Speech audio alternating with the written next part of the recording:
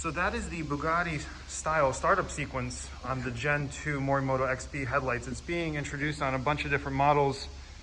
The Toyotas have it, some of the Fords.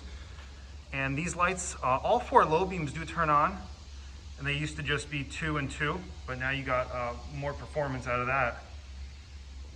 So they've really upgraded these lights, not only to make them look better, but also perform better. We got the sequential turn signals, which can be switched to a standard turn signal if you want. And we've also installed the Morimoto XB LED fog lights on this vehicle. And those complement the headlights. Can you get the fog lights? Yeah, there you go.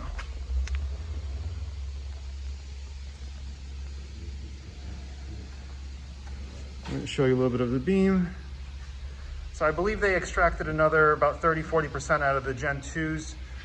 So all 4 low beams turn on, and then you got high beam mode, which also activates, I believe, the lower 2 projectors.